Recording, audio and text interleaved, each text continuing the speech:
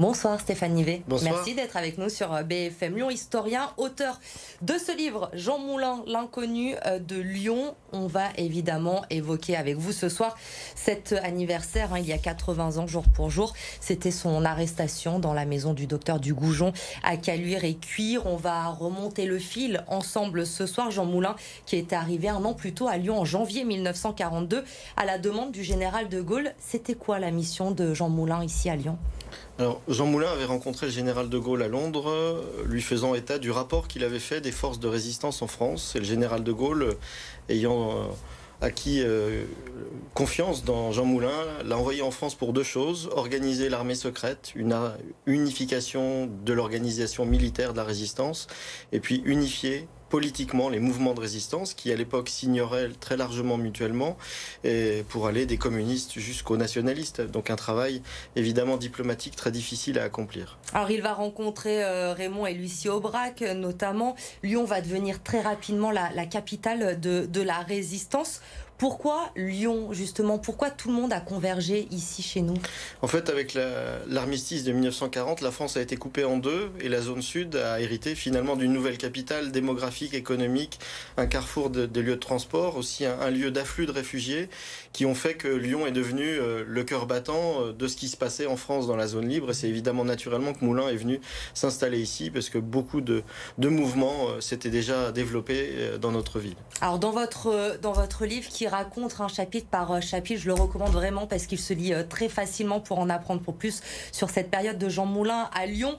Il y a évidemment les débuts, les premières semaines, son installation rue de la Charité. Comment se passent ces premières semaines ici? Il arrive quasiment avec sa valise, un peu de moyens financiers, son ordre de mission sous forme de microfilm caché dans une boîte d'allumettes, et son travail c'est de se loger, c'est de trouver les bonnes personnes à rencontrer. La première ce sera Raymond Aubrac sous la colonnade de l'Opéra, mais c'est aussi d'organiser des rencontres, des réseaux d'information, de boîtes aux lettres pour coordonner et réunir autour de la même table les mouvements de résistance. Donc c'est un travail quotidien difficile et c'est ce que j'ai voulu remettre en évidence dans ce livre, remettre l'histoire de Jean Moulin dans sa géographie à Lyon, sur cette activité qu'il mène entre la place Carnot et la place des Terreaux et le quartier de la Guillotière.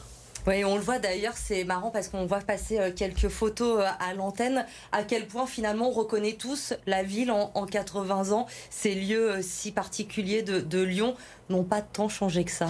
C'est ce que j'ai voulu aussi mettre en évidence dans ce livre, c'est le fait que finalement les lieux sont des archives ouvertes à tous, ils sont là sous nos yeux, on les passe, on passe devant de manière parfois un peu indifférente, mais j'avais envie de redonner justement un peu d'âme à ces lieux et que les gens comprennent qu'en passant sous les fenêtres de la place Raspail, ici il s'est passé beaucoup de choses autour de Jean Moulin, idem rue de la Charité ou rue Victor Hugo où il réunissait notamment le quartier général de l'armée secrète. Donc c'est une manière aussi de donner le goût de l'histoire en parcourant la ville et en regardant les lieux.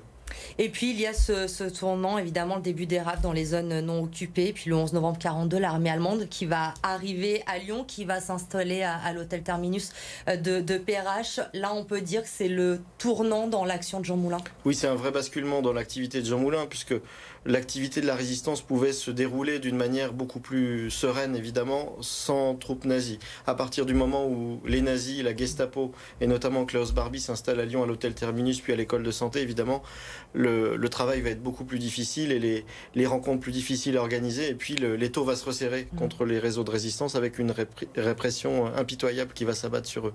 C'est ce qu'on découvre dans ce livre où il y a énormément de photos inédites aussi. Comment vous avez travaillé pour faire ce livre?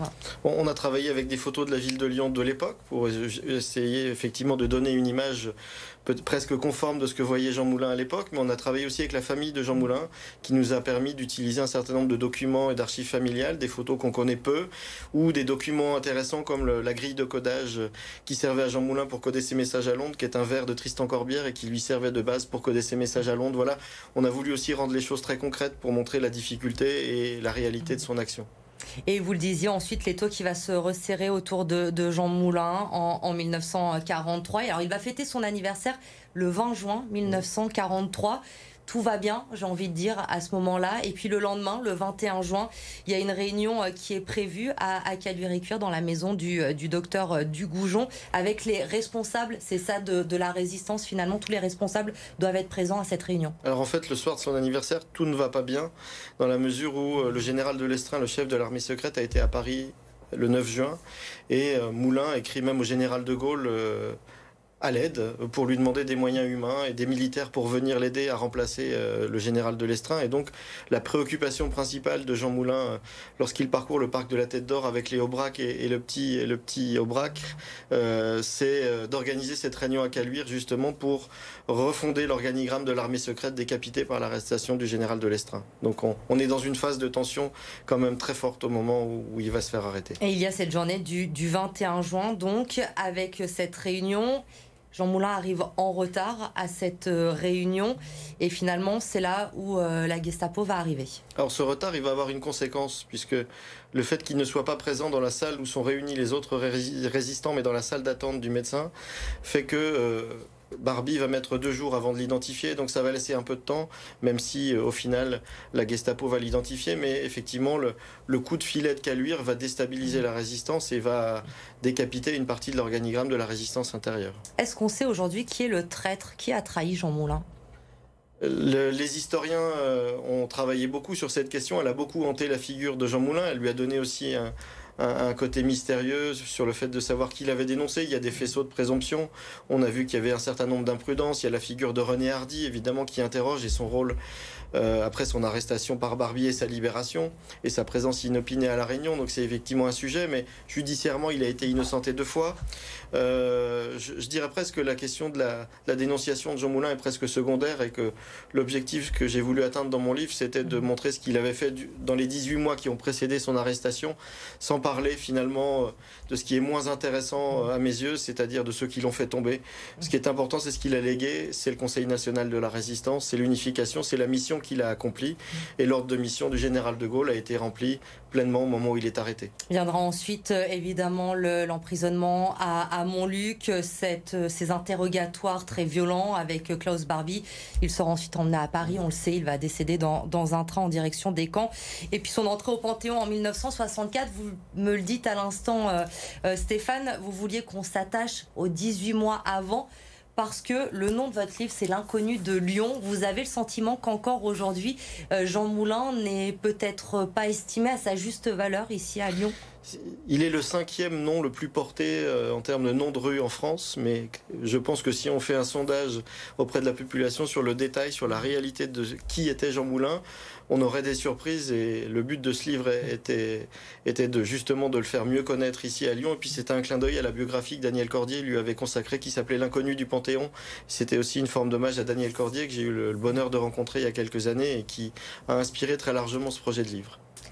Jean Moulin, L'inconnu de Lyon. Pour mieux le connaître, allez-y, ça se lit très facilement et vous serez incollable sur son passage à Lyon. Merci Stéphane Nivet d'avoir été avec nous ce soir sur BFM Lyon.